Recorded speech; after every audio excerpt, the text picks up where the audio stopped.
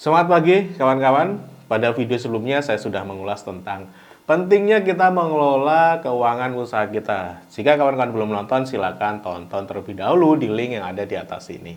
Nah, di video kali ini saya akan meneruskan bahasan tentang keuangan usaha. Di video ini saya akan mengulas tentang tips mengelola keuangan usaha. Jadi, bagi kawan-kawan yang pengen keuangannya tertata dengan baik, simak terus video ini sampai selesai.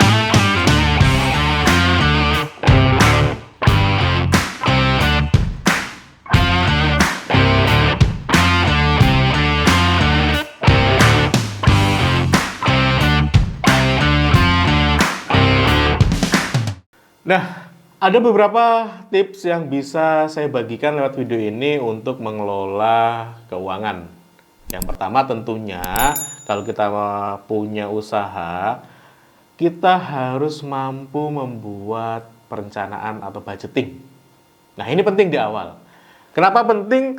Ya karena dengan budgeting ini kita akan melihat sebetulnya berapa sih sebetulnya pos dari usaha kita. Pos ini maksudnya berapa target omsetnya, berapa biaya yang harus dikeluarkan, beban-beban apa saja yang nantinya harus dibayar dan sebagainya. Maka di awal ada baiknya kawan-kawan membuat yang namanya skema budgeting atau perencanaan keuangannya. Berapa target omsetnya, terus habis itu dari target omset itu berapa bahan yang harus diperlukan, operasionalnya berapa, tenaganya berapa, dan sebagainya. Ketika kita sudah tahu perencanaannya, maka dalam eksekusi tinggal melihat bahwasanya untuk mencapai target omset tertentu, saya harus mengeluarkan biaya sekian. Yang kedua, kawan-kawan bisa mulai memisahkan yang namanya uang pribadi dengan uang bisnis. Nah, ini kebanyakan pelaku usaha nih. Jarang banget yang benar-benar bisa memisahkan.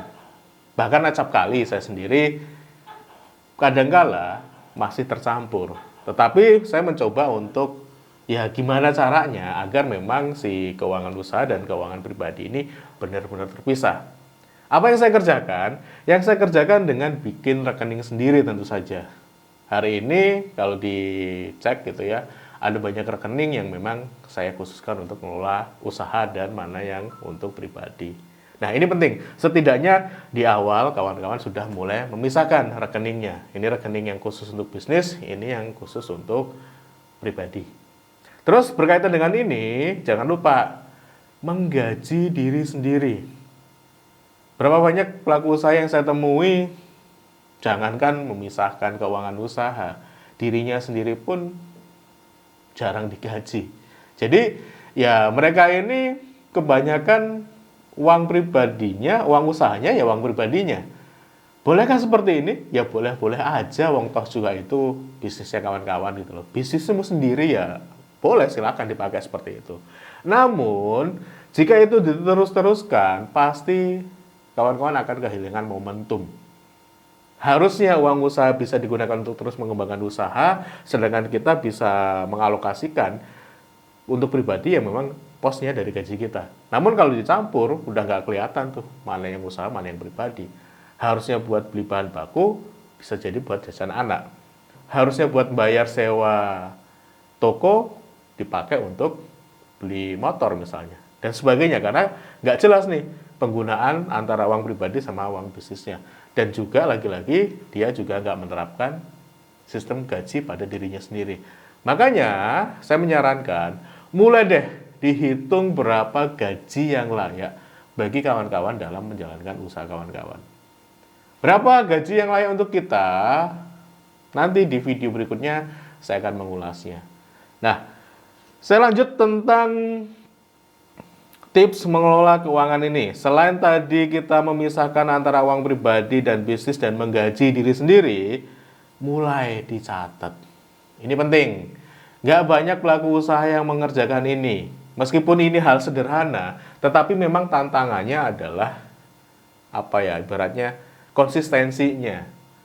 Saya pun seperti itu. Saya mencoba setiap pengeluaran selalu gimana caranya cari waktu untuk mencatat sekecil apapun. Mau 1.000 buat parkir, mau 10.000 buat makan, mau 25.000 buat beli apa dan sebagainya. Memang ketika mengeluarkan, pada saat itu mungkin belum dicatat, tetapi saya mencoba meluangkan waktu kalau malam atau kalau pas ada waktu tertentu, saya buka Excel-nya, saya input. Nah, untuk nyatet ada banyak tool sebetulnya yang bisa dipakai. Kalau saya sendiri saat ini masih menggunakan yang namanya form di Excel atau pakai tabel di Excel ya. Kalau kawan-kawan nggak mau repot, sebetulnya ada banyak tool yang bisa dipakai, baik itu yang gratisan ataupun berbayar. Namun saya masih memilih untuk menggunakan Excel. Kenapa? Karena basic ada beberapa pertimbangan, karena saya harus memisahkan beberapa pos, jadi ya memang lebih mudahnya pakainya Excel. Meskipun di Excel itu ada kerumitan sendiri nantinya. Ketika saya di akhir tahun harus laporan pajak, saya harus bikin laporan keuangan, saya benar-benar harus memantengi satu persatu angkanya. Berbeda ketika kita menggunakan aplikasi ataupun software tertentu. Kalau kita menggunakan software, tinggal masukin angka, selesai, keluar laporan keuangannya. Nah, itu pilihan sebetulnya, pilihan. Kalau saya sendiri masih memilih dengan menggunakan Excel, karena ada beberapa yang saya nggak akan katakan karena memang itu rahasia, yang ibaratnya gini lah, ada pos-pos yang memang mana yang memang harus diketahui oleh publik, mana yang tidak, seperti itu. Nah, tentu berkaitan dengan pencatatan keuangan ini, saran saya gunakanlah teknologi saat ini. Bisa berupa Excel di komputer atau di sheet lewat Google Doc, ataupun kawan-kawan bisa pakai aplikasi-aplikasi lewat Android. Itu sangat memudahkan tentunya. Nah, itu kawan-kawan 5 tips untuk mengelola keuangan usaha kita agar usaha kita ini yang memang duitnya jelas. Terus dari tahun ke tahun punya progres. Bahwasanya uangnya bertumbuh, omsetnya bertumbuh, dan duitnya juga ada. Jangan sampai kelihatan nih omsetnya gede gitu ya, tapi ketika ditanya ada duitnya, nggak ada. Kemana? Nggak tahu. Wassalam. Saya Wasawi, kita jumpa lagi di video-video berikutnya. Bye-bye.